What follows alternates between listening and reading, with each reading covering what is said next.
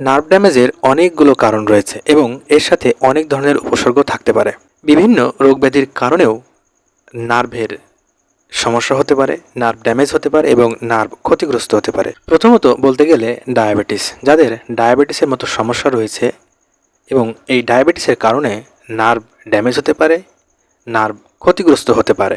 তাই অবশ্যই এই ডায়াবেটিসকে নিয়ন্ত্রণ রাখতে হবে, তা না হলে নার্ভ ক্ষতিগ্রস্ত হতে পারে। যেহেতু নার্ভ ড্যামেজের অন্যতম একটি কারণ হচ্ছে ডায়াবেটিস।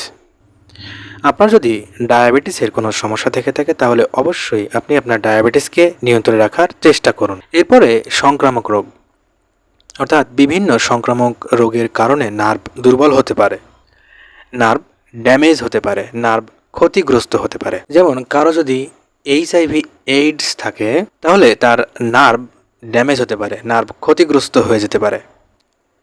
এছাড়াও হার্পিস ভাইরাস, হেপাটাইটিস সি এই জাতীয় কিছু রোগের কারণে নার্ভ খুব তাড়াতাড়ি ড্যামেজ হয়ে যেতে পারে এবং ক্ষতিগ্রস্ত হয়ে যেতে পারে। এরপরে ক্যান্সারের কারণে নার্ভের অনেক ক্ষতি হতে পারে। যেমন লিম্ফোমা, মাল্টিপল মায়োলোমা এই জাতীয় রোগের কারণেও নার্ভ ড্যামেজ হতে পারে, নার্ভ ক্ষতিগ্রস্ত হতে পারে। এর সাথে ক্যান্সারের রোগে ব্যবহৃত চিকিৎসা পদ্ধতি যেমন কেমোথেরাপি এবং বিকিরণ এসব কারণেও নার্ভ ক্ষতিগ্রস্ত হতে পারে। এরপর রয়েছে ট্রমা, যেমন কোনো দুর্ঘটনা যার প্রভাব শরীরে ও মনে আঘাত এবং এর কারণেও স্নায়ুর ক্ষতি হতে পারে। এরপর রয়েছে পুষ্টির ঘাটতির কারণেও নার্ভ দুর্বল হতে পারে। বিশেষ করে ভিটামিন বি12 এর অভাব হলে স্নায়ুর ক্ষতি হতে পারে। যেহেতু ভিটামিন বি12 এই ভিটামিন স্নায়ুতন্ত্রের স্বাস্থ্যের জন্য অপরিহার্য, আর তাই পুষ্টির ঘাটতি পূরণে যদি এই ভিটামিনের ঘাটতি হয়ে থাকে তাহলে সেটি পূরণ করা জরুরি। এরপর রয়েছে অটো ইমিউন রোগ।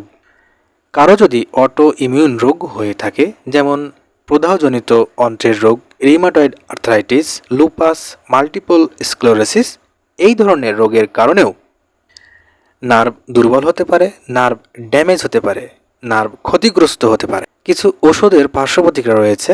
ওষুধের পার্শ্ব প্রতিক্রিয়ার কারণেও বা এমন কতগুলো ওষুধ রয়েছে যেগুলো দীর্ঘমেয়াদী সেবন করার ফলে পার্শ্ব প্রতিক্রিয়া দেখা দিয়ে থাকে, যার ফলে নার্ভ ড্যামেজ হয়ে থাকে, নার্ভ ক্ষতিগ্রস্ত হয়ে থাকে। এরপর রয়েছে মোটর নিউরন রোগ। এই রোগের কারণেও স্নায়ু ক্ষতিগ্রস্ত হতে পারে, যার ফলে অবক্ষয় ঘটে এবং সময়ের সাথে সাথে কার্যকারিতা হ্রাস পেতে পারে, পক্ষাঘাত ঘটতে পারে। এরপর রয়েছে হরমোনের ভারসাম্যহীনতা। হরমোনের ভারসাম্যহীনতার কারণেও স্নায়ুর ক্ষতি হতে পারে। বিশেষ করে যদি কারো ডায়াবেটিস থাকে এবং তার সাথে শরীরে রক্তে উচ্চ পর্যায়ে শর্করার উপস্থিতি থাকে তাহলে নার্ভ ড্যামেজ হতে পারে, নার্ভ ক্ষতিগ্রস্ত হতে পারে। এছাড়াও হাইপোথাইরয়েডিজম, মেনোপজ ছাড়াও হরমোনজনিত অন্যান্য রোগের কারণেও নার্ভ ড্যামেজ হতে পারে, নার্ভ ক্ষতিগ্রস্ত হতে পারে।